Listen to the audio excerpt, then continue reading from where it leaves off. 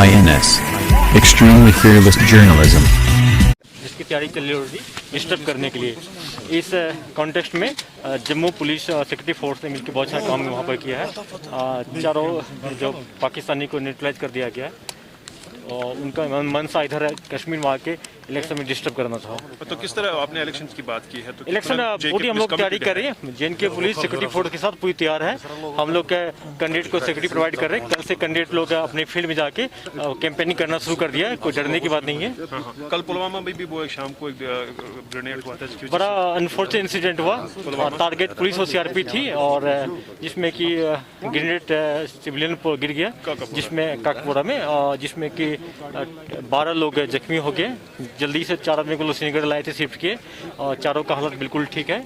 और मिलिटेंट को पता चल गया कि किसने थ्रो किया, उसके हम लोग पीछे पड़े, उसको जल्दी हम लोग पकड़ लेंगे। तो हम कैसे डिस्टर्ब एक्टिविटीज हो रही है इलेक्शंस को करने की? कह रहे हैं कि अब उनकी सिक्योरिटी नहीं है, क्लेम कर रहे हैं जिन्होंने भी पेपर्स भरे हैं सर। बिल्कुल, देखिए हर एक कैंडिडेट को हम लोग एक कैंडिडेट को सिक्योरिटी प्रोवाइड करना मुश्किल है।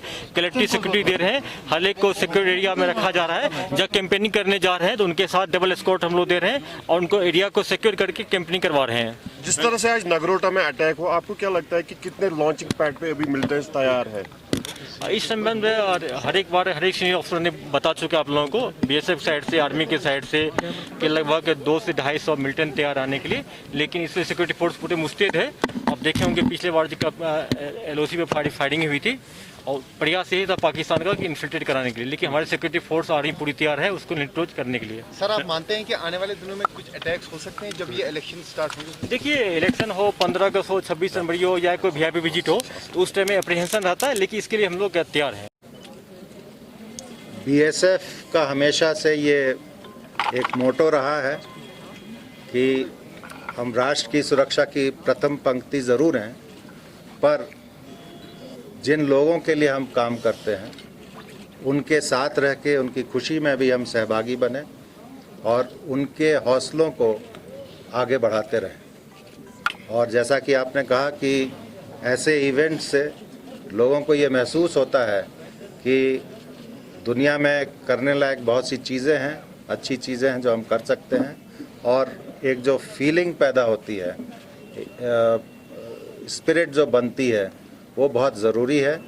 उसमें ख़ास करके स्पोर्ट्स में आप देखेंगे कि जो यूनिटी की फीलिंग होती है, स्पोर्ट्समैन स्पिरिट की फीलिंग होती है, वो उससे एक बहुत अच्छा मैसेज सोसाइटी में जाता है। Sir, as you talk about their safety, security, so as everybody knows that during past BSF played a vital role on borders also. Yeah. Recently, the number of violations across the border have been occurred in different places.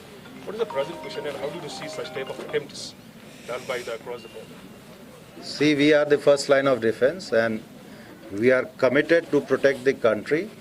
We are determined to protect the country and we are fully prepared to face any challenges on this country. Across the border, every time you people are also facing the infiltrations. But presently, as per the calamity conditions, do you have any inputs that how across the border that people are trying to infiltrate because before the huge snowfall? Yeah, there is an attempt and we are fully prepared and all other agencies, forces, they are also fully prepared and we are tackling the situation as best as we can. Can we say that across the border people are still involving in the militancy, pushing the people towards here? There are attempts to push in the militants in our country and particularly this period is very suitable for such activities.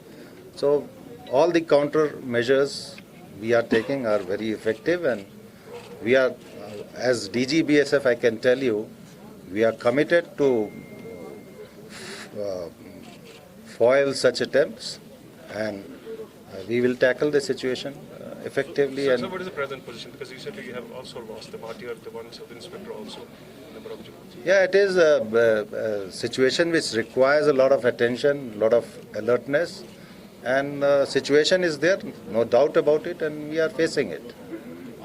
कितने launch pad पे कितने militants अभी यहाँ पे? ये जो सुबह encounter हुआ है वो जम्मू कश्मीर पुलिस ने एनकाउंटर किया है जिसमें 4 मिलिटेंट मरे हैं और जो लॉन्च पैड्स की आप बात कर रहे हैं उसके इनपुट्स आते रहते हैं तो उसको काउंटर करने के लिए, तैयारी करने के लिए हम सभी अलर्ट हैं आज जो एनकाउंटर हुआ है वो भी इस चीज़ को दर्शाता है कि हमारी एजेंसीज, पुलिस फोर्स सभी अलर्ट हैं और उसको काउंटर करने के लिए तैयार हैं। Such few words about I'm going to Tangdhar after this event, and we are going to organize a medical camp there from the BSF side as part of our civil action plan. And for the civilians living in the border areas, BSF is committed to help them, provide all sorts of assistance in their difficult times. And as part of that, we continuously organize various activities. Today we are going to inaugurate a medical camp which will continue for some time for the locals, and we will provide all sorts of assistance, not only for the diagnosis but also for the treatment. how much Pakistan faces losses during recent ceasefire operation.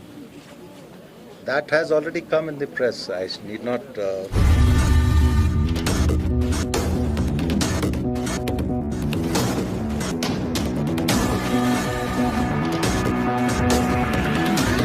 INS. Extremely fearless journalism.